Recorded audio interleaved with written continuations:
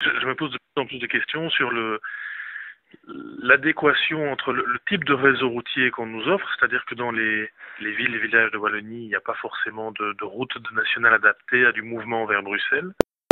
J'emprunte deux types de réseaux. D'abord, je sillonne les villages pour arriver jusqu'à l'autoroute, et quand j'arrive à l'autoroute, je subis les embouteillages.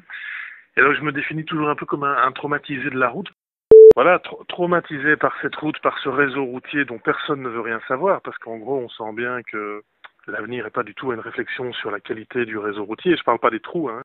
Voilà, c'est un problème qu'on refuse de voir, qu'on refuse d'envisager, et je me dis que parfois qu'aller travailler devient une lutte ou une performance. Comment jeter la pierre à des gens qui disent moi je joue plus dans ce jeu-là et je fais pas 5 heures de route par jour. Il est de bon ton de dire vive les transports en commun, l'avenir est au transport en commun. J'étais au Canada en avril, la ville d'Halifax par exemple, où il y a pas beaucoup de trafic, hein. À Halifax, tu dirais Bruxelles un dimanche en circulation, tellement c'est léger, mais voilà, ces gens ont 6 bandes à disposition et en fonction du flux, ils en mettent 4 vers la ville ou 4 en direction de la sortie de la ville, mais ils ont une gestion beaucoup plus souple. Maintenant, on est véritablement dans un nœud. Je pense qu'en Belgique, plus personne n'aura le courage de lancer une réflexion sur l'utilisation et la configuration du réseau routier, malheureusement. Je pense que les automobilistes sont condamnés à subir des vitam aeternam. Moi, je suis un enfant de Bruxelles, tu vois. Je suis né à Bruxelles, j'ai vécu toute ma vie de jeune homme à Bruxelles.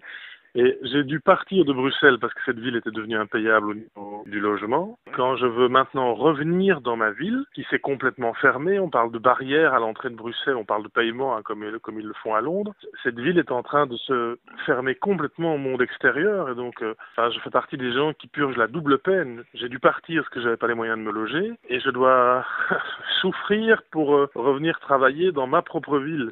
C'est incroyable. Je prends l'exemple de ma sœur qui vit encore à Bruxelles et qui me dit mais c'est des navetteurs comme toi qui foutent notre ville en l'air. Et donc ma propre sœur, le sang de mon sang, me reproche de revenir travailler dans ma propre ville.